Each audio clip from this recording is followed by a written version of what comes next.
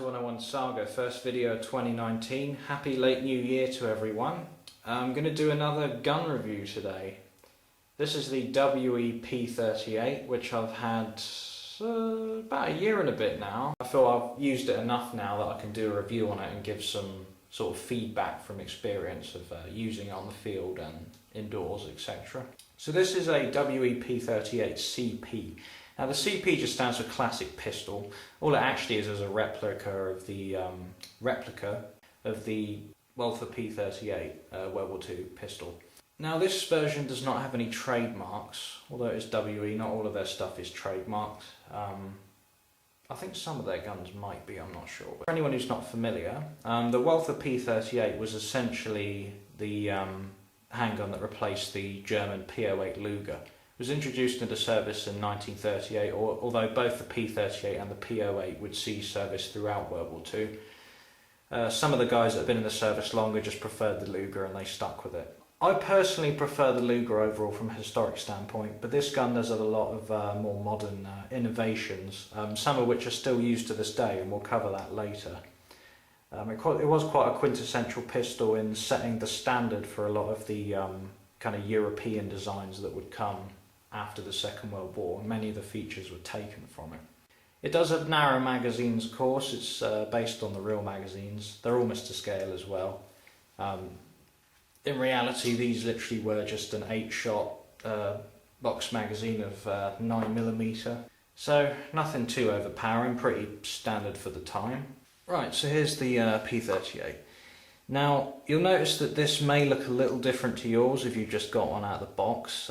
Mine's had a fair bit of external modification by myself done to it, particularly the grips. These tend to just be black when you get them, but mine have like a shiny sort of scratched up, sort of browny plum textured colour, Bakelite look is what I was going for. I think I've done it quite well. Sort of damaged look there. They're just sort of the typical shiny ABS when you first get it. You can see I've done some wear spots on the rest of the slide there. Sort of where the wear marks would be on the real gun, sort of edges and stuff like that is where you want to put it if you want to weather it. I do actually recommend you weather this pistol because it does look a lot better when it's weathered. It's a single stack magazine, so you don't have a very wide grip, but it's comfortable to get your hand around. It does have a very nice grip though, especially for a gun of its age, and without any of the modern fancy finger grooves and removable back straps and stuff you get on all the modern stuff and all that palaver. It's actually pretty comfortable. Things I like about it in terms of the feel. The grip, as I mentioned, the slide's very positive, has nice finger cuts right there. It's easy to lock the slide back. And you got your slide release there, so you can manually lock the slide to the rear. Pretty standard affair, works as a release too. Got an external hammer. You can cock it and fire it in single action, although of course it is a double action pistol as well. And of course if you fire it double action, once it cycles it then becomes single action.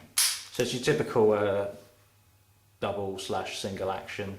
This here is your safety/decocker, so it works in two different ways. You can't carry it cocked and locked because it only goes down rather than up, so it's not like a 1911. You can carry it like that if you really wish, not that I recommend it. And in the standard P38 holster, which is this leather guy here, you can't actually close the cover on it when this is cocked. So that's your safe right there. Nothing happens. You can cock the slide when it's like that, although there's no reason to. But if you put it back up, that will drop the hammer safely and slowly into the sort of decock position. And from that point, you can just carry the gun as is, and you can, go into double action. Then it will cycle into single. This here is the takedown lever. Simple affair. You just sort of flip that down. We'll go into that later. Nothing on the right side. Totally lacks trades as previously mentioned. Sights, very basic, no white dot affair going on. Of course it's a World War II handgun, so not going any fancy stuff like that. Something that is funny, although this isn't relevant to the airsoft model, but I've always found this peculiar, is the extractor is on the left side on the P38, and that is actually because the gun ejects to the left. I'm not sure why they chose to do this. Like I said, it doesn't affect the airsoft model, it's just a funny historic note going on. You do have a mark there for fire, F for fire, or Feuer as it would be in German. So you also got one for safe. This has a fully open top slide. Now, there's a certain pistol which has become incredibly popular since this era, which many people may recognise when they look at this. Does it look familiar? Yeah. That's because the Beretta 92 or M9 in US service basically took its open top slide from the P1, which is the post-war version of this. It's almost the same, other than the grip's a little different. It's got some aluminium parts on it rather than all steel. But it's a fully open top slide yet there, and you've got the cutouts for the locking block, which you can just see there. And that's actually very, very well replicated on this gun. It is a beautiful replica in terms of getting the details right. If only it had trades and a blued finish, it'd be absolutely spot on. It'd be brilliant. Also not a huge fan of this brass thing sticking out the back here, but nah, it doesn't matter. Lastly, down on the bottom of the grip you have the magazine release. This is the European style heel release, which was actually pretty common in the first half of the 20th century. Although it seems rather alien in the modern day, and that's because, well, it's nowhere near as good as a button safety or this sort of the Heckler & Koch ambidextrous mag release you have. Not safety, mag release, sorry.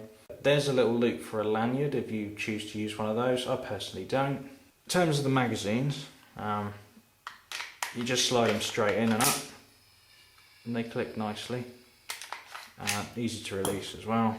You can actually just, if you want to drop them free, well, sort of drop them free. They do actually kind of, you're just going from a shooting position to, you can, if you practice, do it pretty fast. Right, so let's go into the disassembly of the P38. Right, first you want to lock the slide open, like that. Move the takedown lever forward. Put the safety on, just wiggle it about and then it comes off, right? Keep the hammer up, that helps. Next you basically have the barrel and the frame. Now you have this locking block here which is replicated exactly in the real gun. It's currently locked, that's why you can't move it. So if you push forward here, now it's unlocked and it will come out. That locking block there is basically what locks up into these recesses, same as the real pistol. So it's been lovely replication going on there. Let's place the safety up.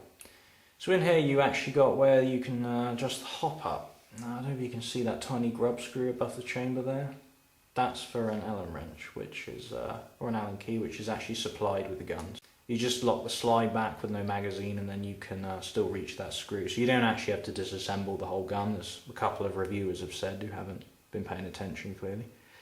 Right, the nozzle on this leaves a bit to be desired. It's, no matter how well you lube it, it is quite sticky, gritty, so it doesn't even like moving. It does tend to wobble up and down a lot.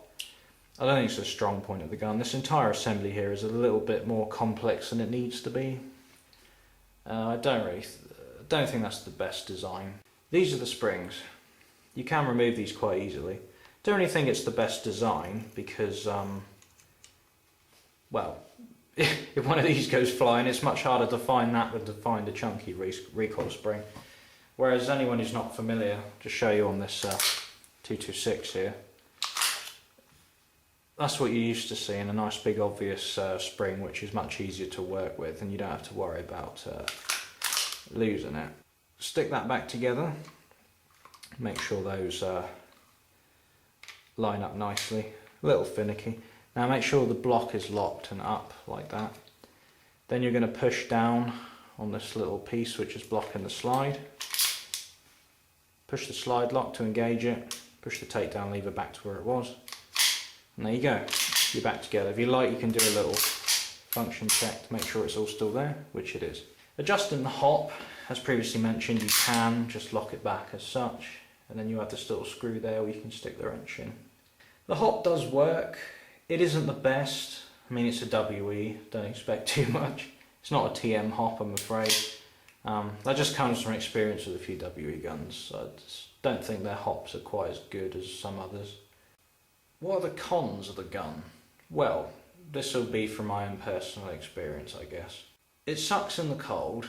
That's a given because, well, it's a metal slide pistol and it has a very skinny magazine that doesn't have a huge gas reservoir, because obviously it's more or less a 1-to-1 scale with the real mag, which isn't a double stack, so that means you get a smaller gas reservoir naturally.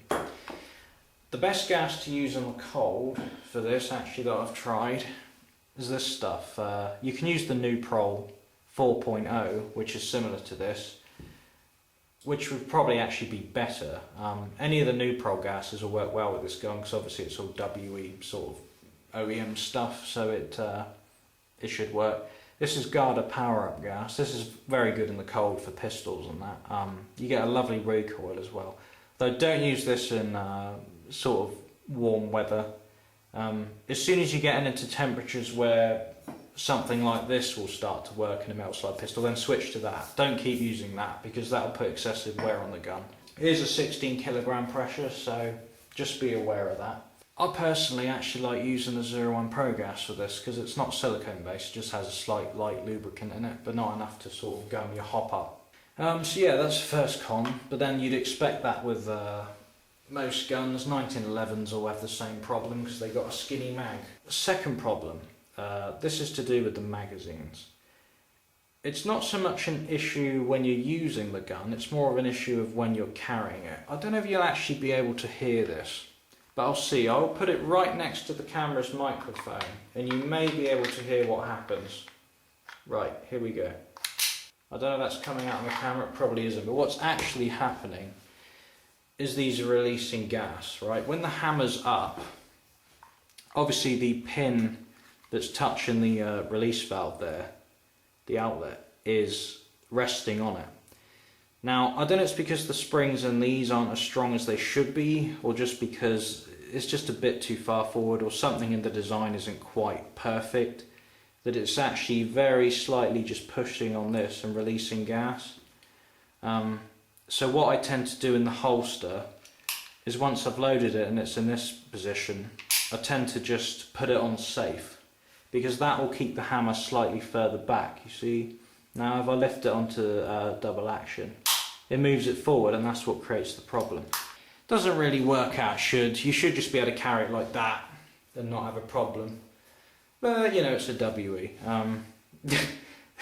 I know I sound like I'm really hating on WE. I don't hate WE, it's just they have a few quirks in some of their designs that you've just got to deal with. And I don't know if that happens with all of them, if it's a design issue or if it's just mine being a bit of a lemon. WE does have quite a bit of a lemon rate. Third problem, it doesn't always lock back. Now I suspect that's to do with the magazines. It's probably just because the gas efficiency is not fantastic. And also, it's like I say, it's a smaller gas reservoir, so it's going to run out of gas and power. The power's going to drop quicker than, you know, with something like that. That's a Sig Sauer magazine for a P226. I mean, there's no competition there. You've got so much more gas in this one. Naturally, the TM is going to lock back more reliably because it's a plastic slide, so it's not using as much gas per shot.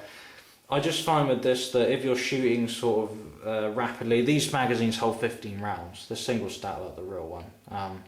If you're shooting very rapidly and it's not particularly warm, it gets to the point where what starts to happen, for those that don't actually understand why pistols don't lock back, is in order for a pistol to lock back, the magazine of course has to be empty, and then it's pushing up on the slide lock. So as soon as it finds that notch, it'll go back all the way to there, and on its forward travel it'll get caught, and that's how the slide lock works basically. So the problem you get is when the gas pressure starts to drop, it will not cycle back far enough on an empty magazine for it to catch. So then you'll basically just be cycling like this when you're firing, and it'll be dry fire, and just going boop, boop, boop, you know, not going far enough to catch. You haven't got enough gas and pressure going on for the size of this gas reservoir compared to how much metal mass it's actually trying to move about. The power-up gas, once again, is the gas I have the least problem with. As long as you're not shooting too fast and it's not too cold, with this it will lock back even on rapid fire. But that's the only gas in my experience. Like I said, there's a few different variables and when I've tested it, so I can't be 100% certain when I say this, but just in the situations I've tested it, and that's the only gas that's actually locked it back reliably after just firing rapidly. I can usually get about 1.5, magazines maybe before the gas starts to lose its power and it just starts to cycle and dry fire. I'll just tell you now though, I haven't used this in any temperature over 30 degrees Celsius. So I can't say how it would perform then. Obviously a lot better because the pressure would be higher. The only thing is with me doing German loadout, I have a wool uniform, so it's not the kind of thing I tend to be wearing in the middle of the summer. So if you are, you might be better off using like the KWC Luger, for example, because that's CO2. You might be better off using that, it's better in the cold. And over this gun from WE, I would actually recommend the M712. It's a vastly better gun than this one. Right, there is another slight con. I don't like to call it a con, it's on the verge of being picky. But a little con with the P38, of course, it was designed at a time when pistols were called handguns because they were designed to be shot with a hand rather than hands, plural. Back in the day it was the classic old sideways stance, like when you had the Luger with that lovely angled grip. It felt so natural just to stand sideways and point it with one hand. Obviously times have changed. If we go to something like the Sig Sauer, for example, or a Glock or anything like that, the proportion of the frame compared to the slide is actually, it reaches a lot higher, whereas on the P38 the frame where your thumb would normally rest is quite small. So if you're used to doing the modern grip like this, which is the way they teach everybody now, because it's better control, better recoil management, muzzle rise, etc. You get a much better control of the gun. The only trouble is if you try and use the modern techniques on a pistol of this age, it just doesn't work. So if we suddenly go to aim now using the modern technique, look at my thumb rest. It's resting on the slide, which is reciprocating. Not that it hurts or will injure you, but it's just, obviously it's not, you don't really want your thumb to be there because it's not supposed to be touching something that's moving. So you're having to force yourself to do this, which is unnatural because your thumb wants to sit there. So I actually recommend that if you use this, don't use like a modern grip technique because the gun's just not laid out for it. It's meant to be a one-handed affair, really. Yeah, so it doesn't lend itself too well to sort of modern pistol handling techniques or whatever. So you just got to be aware of that. Not really a con, but it's just something to note. The last con I will mention, although you don't notice it when shooting, sometimes when chambering around, I do get an issue where this happens. See that? And I can't push it all the way forward. I have to release it again. So it doesn't happen a lot. It's just sometimes it gets stuck like that. Not loads, but it's enough to be annoying. Make sure you keep these bits well lubed. For lubing any pistols like this, I cannot mention enough how good this stuff is. This is GHK's silicone oil. Make sure you take care of this gun. This is not a gun that can survive lots of neglect and still work. It just doesn't. You do need to sort of take care of it. Right, I think what we'll do now is we'll do a little dry fire demonstration just so you can see the blowback. I don't have anywhere to do a range test, so sorry about that guys. Right, we got a mag here that's gassed up with Pro Gas, which is a little more powerful than green gas, and I'll just be holding the slide lock down just so you guys can sort of see the blowback. Alright, so from the side, it's got a nice blowback. It does feel nice when you shoot it. Do a shot from the rear there.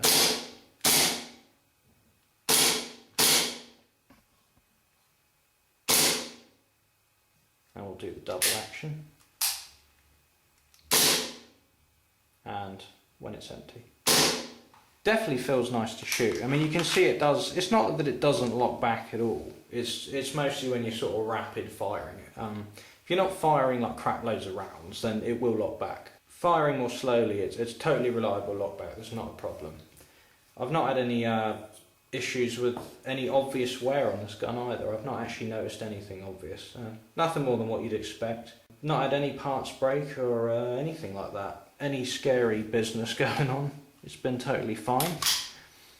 Which is quite good for WE, I suppose. They've not always had the best reputation, although they're just the only company that's making a full metal P38 that's actually skirmishable. In terms of my experience skirmishing with it, that's a little something I want to cover. As previously stated, I have used it in kind of the colder months, hence the Garda power-up gas being my recommended gas for it in such conditions. It's performed fairly well. It's It is really a last resort weapon, obviously. It's good if you're doing like a sort of gunner loadout, should I say, with a MG42, 34, etc., or anything like that. If you're just laying prone and somebody suddenly comes up next to you, it's quite easy just to whip this out and defend yourself. Or if you've got a problem with your weapon.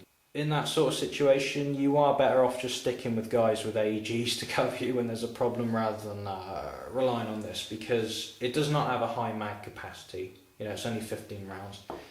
And I carry it in this authentic holster. This is a reproduction that's just been weathered. The way it fits in. I'm trying to work around the camera, so sorry about the awkward goings on here. Right, you just stick that in there. There's a slot there for another magazine. Right, so that's going to be carried on my front, basically. That'll be on my left, because it's a cross draw. But I've only actually got 2 mags for it. Because it's not the kind of thing that I would go on the offensive with. It is a defensive pistol. Something like a Sig Sauer or a Glock you can actually be more aggressive with. These mags don't particularly inspire confidence. I'll just say that now. If you want something that you can actually use a bit more in skirmishing, provided you take good care of it, I would go with the M712, as previously stated. The P38 it's nothing groundbreaking. It's literally just there to defend you in a critical situation. And I have done that. I think I've only ever shot 2 people with it, because I almost never pull it out even when I carry it. Because I use it with an MP40, which is obviously far superior. I don't always carry it actually, because I've found it's not really worth the weight necessarily, in terms of the firepower to weight ratio of just carrying 30 rounds total. And this is a fairly weighty gun. It's not heavy, but it's not light either. I do recommend it if you're just like a World War II enthusiast and stuff like that. So that almost brings me to my final thoughts on it, really. In terms of holster options, I'll just throw that in real quick. I'll include it in my final thoughts. If you are going to carry this, and you're not doing like an authentic World War II kit that basically means that you've got one of these, then you're talking either a P1 holster. You can get those, they're like made in the Flecton camouflage. That will of course fit, because it's all the same size as a P1 in terms of holsters. Other than that, you're pretty much limited to like a Velcro adjustable holsters. If you just want a gun for airsoft, a handgun for airsoft, do I recommend this? No.